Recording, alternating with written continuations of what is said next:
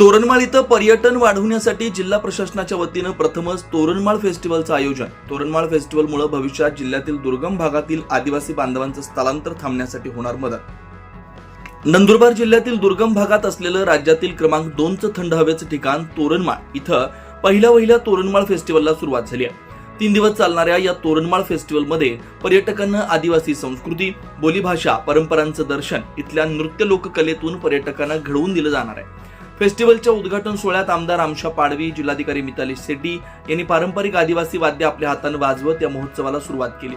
या ठिकाणी महोत्सव स्थळी सर्व वस्तूंमध्ये बांबूचा वापर करण्यात आला। या तोरणमाळ महोत्सवाच्या माध्यमातून तोरणमाळच्या स्थानिकांनी सोबत घेऊन तोरणमाळच्या विकासात्मक कायापालट करण्याचा प्रशासनाचा प्रयत्न असणार आहे। यासाठी वर्षभरात या ठिकाणी विविध योजना देखील राबवल्या जाणार आहेत। पहिल्याच दिवशी आदिवासी कलाकारांनी सादर केलेल्या आदिवासी नृत्य कलाविष्काराचा पर्यटकांनी आनंद घेतला।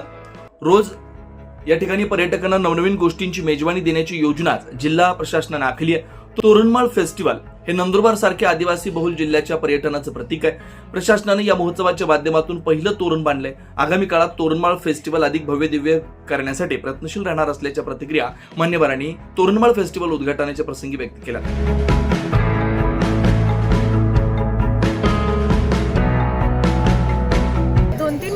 एक तर मला असं वाटतं की आता आमच्यासाठी या ग्रामपंचायतीमध्ये काम करायला पण भरपूर आहे। आम्हाला आता रस्तेवर, पाणीवर यावर्षी काम पण करायचं आहे। एक तोरणमाळमध्ये रुरल मार्ट करण्याचा पण आमचा प्लॅन आहे। एक चांगला कॅफे आणि बचत गट जे चालवतील तो पण एक प्लॅन आहे। तर 2026 मध्ये होमस्टेज, रुरल मार्ट या सगळी रस्ते, पाणी यावर काम करू। परत डिसेंबरमध्ये याचं जे एडिशन 2 आहे तर तेव्हा आम्हाला काहीतरी चांगली अजून ॲडव्हेंचर ॲक्टिव्हिटीज ॲड करता येईल आणि त्याला एक एरो फेस्टिवल म्हणून जर आम्ही कन्वर्ट करू शकलो तर तो आमचा एक प्लॅनिंग आहे की डिसेंबरमध्ये आम्हाला सेकंड एडिशन प्लॅनिंग।